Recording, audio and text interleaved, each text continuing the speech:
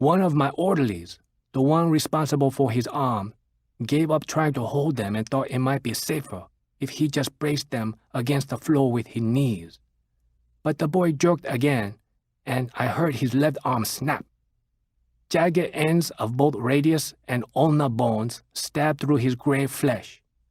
Although the boy didn't cry out, didn't even seem to notice, it was enough for both assistants to leap back and run from the room. The boy began to twist in my direction, his arm ripped completely free. Flesh and muscle tore from one another until there was nothing except a stump. His now free right arm, still tied to the severed left hand, dragged his body across the floor. I hurried outside, locking the door behind me. I tried to compose myself, control my fear and shame. My voice still cracked as I asked the villagers how the boy had been infected. A young woman came forward, maybe his mother. You could tell that she had been crying for days. Her eyes were dry and deeply red. She admitted that it had happened when the boy and his father were moon fishing, a term that describes diving for treasure among the sunken ruins of the Three Gorges Reservoir. With more than 1,100 abandoned villages, towns, and even cities, there was always the hope of recovering something valuable. It was a very common practice in those days, and also very illegal.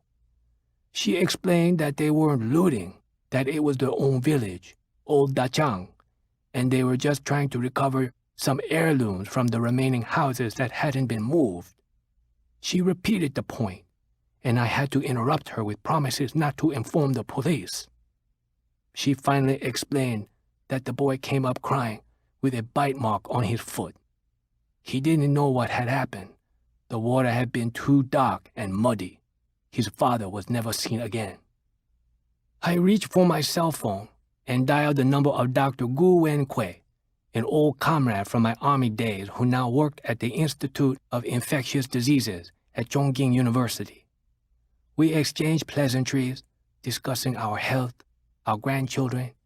It was only proper.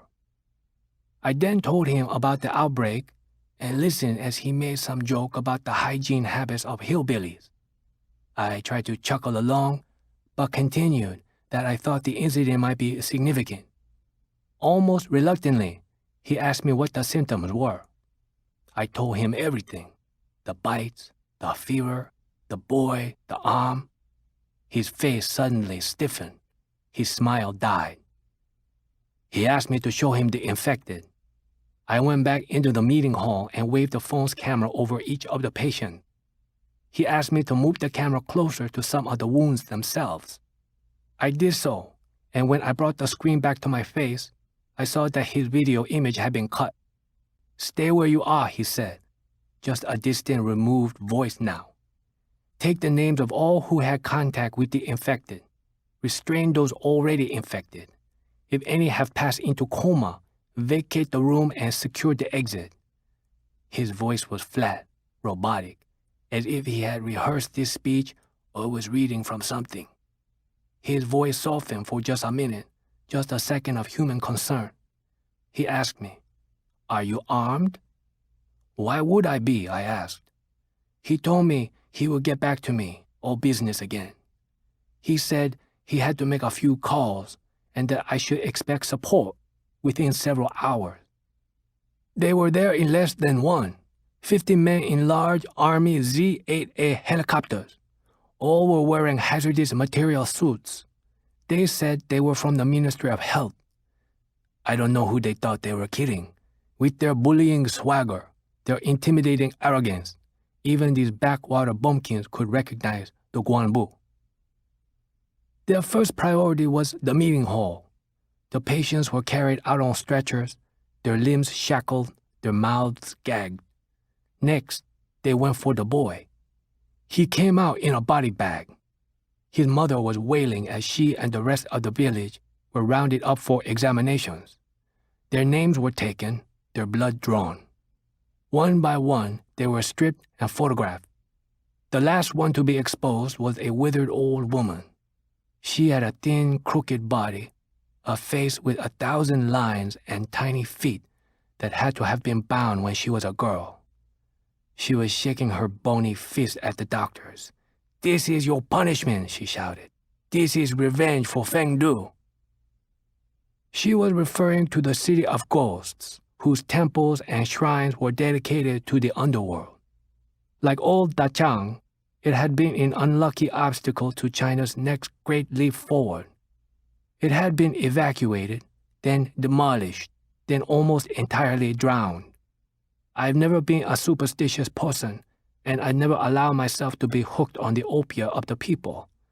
I'm a doctor, a scientist. I believe only in what I can see and touch. I've never seen Feng Du as anything but a cheap, kitschy tourist trap. Of course, these ancient crone's words had no effect on me, but her tone, her anger. She had witnessed enough calamity in her years upon the earth, the warlords, the Japanese, the insane nightmare of the Cultural Revolution. She knew that another storm was coming, even if she didn't have the education to understand it. My colleague, Dr. Quay, had understood all too well. He'd even risked his neck to warn me, to give me enough time to call and maybe alert a few others before the Ministry of Health arrived. It was something he had said, a phrase he hadn't used in a very long time, not since those minor border clashes with the Soviet Union. That was back in 1969. We had been in an earthen bunker on our side of the Ussuri, less than a kilometer downriver from Chenbao.